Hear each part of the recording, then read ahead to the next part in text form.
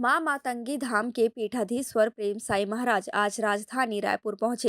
प्रयागराज महाकुंभ में हुई भगदड़ पर शंकराचार्य के बयान का उन्होंने विरोध किया और कहा कि छत्तीसगढ़ में स्वामी अविमुक्तेश्वरानंद के प्रवेश पर रोक लगाने की मांग हम सरकार से करते हैं। उनकी टिप्पणी से सनातनियों की आस्था को चोट पहुंची है। उनके छत्तीसगढ़ आगमन पर युवा भ्रमित होंगे। महाकुंभ में जो भगदड़ मची उसमें शासन प्रशासन की कोई गलती नहीं थी। प्रेम साई महाराज ने आगे कहा कि अविमुक्तेश्वरानंद महाराज हमेशा ही विवादित बयान देते हैं। विरोध की भूमिका निभाने के बजाय वे सहयोग की भूमिका भी निभा सकते थे। देखिए उन्होंने आगे इस संबंध में क्या कुछ कहा। नमस्कार। देखिए, आज तक मैंने कभी किसी साधु संत और महात्मन का कभी विरोध नहीं किया, क्योंकि मैं एक सनातनी हूँ और साधु संत महात्मन का सम्मान करना ये मेरा परम धर्म है। और आज मुझे इसलिए बोलना पड़ रहा है और दुख भी बहुत है कि एक महात्मन के विरोध में मुझे बात करनी पड़ रही है, क्योंकि उनकी भूमिका ऐसी है।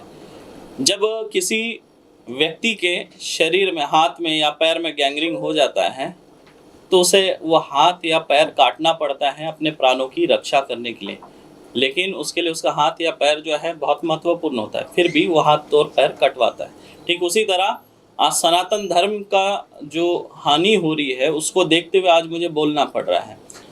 स्वामी मुक्तेश्वरानंद जी जो है वो हमेशा विवादित बयान देते रहते हैं। मेरा ये कहना है कि विरोध की भूमिका निभाने के बजाय सहयोग की भूमिका भी निभा सकते थे।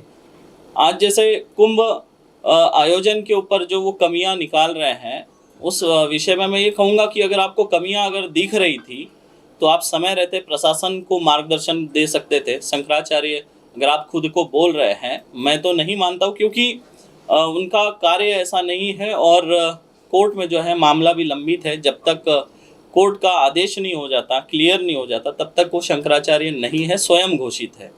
और अगर वो खुद को मानते भी है तो समय रहते प्रशासन का मार्गदर्शन कर सकते थे और योगी जी से मिलकर उनका भी मार्गदर्शन कर सकते थे, लेकिन उन्होंने मार्गदर्शन नहीं किया क्योंकि व्यवस्था जो है सही चल रही थी। अब देखिए, जहाँ पे 10 करोड़ सनातनी है, इतनी भीड़ है, वहाँ पर अगर एक घटना घटित हो जाती है तो उसके लिए जिम्मेदार कौन? 10 करोड़ जनसंख्या में वहाँ भीड़ थी और जो भीड़ है वो आपाक होती है, पुलिस के बैरिकेड तोड़ती है और आगे बढ़ती है, तो इसमें प्रशासन कहाँ से जिम्मेदार हुआ या योगी जी कहाँ से जिम्मेदार हुए? गलती तो इसमें भीड़ की थी, जो मतलब नियमों का उल्लंघन करके बैरिकेड तोड़कर आगे बढ़ती है और एक दुर्घटना घटित होती है वहाँ पर। तो उसको जो है दुर्घटना के नज़र से देखना चाहिए, ना कि उसको एक राजनीतिक टच देना चाहिए, क्योंकि दुर्घटना घटित हुई है और जो लोगों की मृत्यु हुई है उसके लिए मैं अंदर से बहुत दुखी हूँ और हर एक सनातनी दुखी है, क्योंकि कोई नहीं चाहता था कि कुंभ में ऐसी कोई घटना हो। तो हर कोई यही चाहता था कि ये जो कुंभ है इसका आयोजन अच्छे से हो जाए और बहुत अच्छी व्यवस्था है और सारे साधु संत जो है इस कुंभ की प्रशंसा भी कर रहे हैं समय रहते।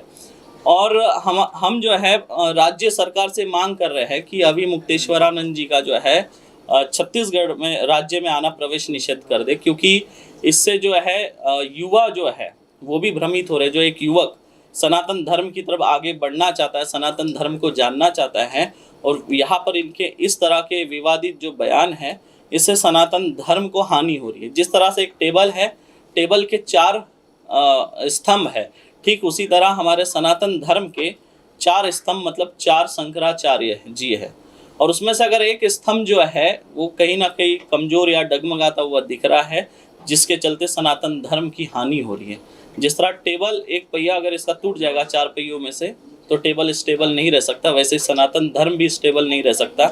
मैं तो यही कहूँगा स्वामी मुक्तेश्वरानंद जी से कि आप जो है अतिक्रमण करके बैठे हुए हैं इस शंकराचार्य पद पर, और आप इस पद को छोड़ दें तो यही अच्छा होगा, क्योंकि आपके जगह कोई एक दूसरा योद्धा जो धर्म के लिए लड़े, ऐसा योद्धा आए और उस पद पर विराजमान हो। हमारी यही कामना।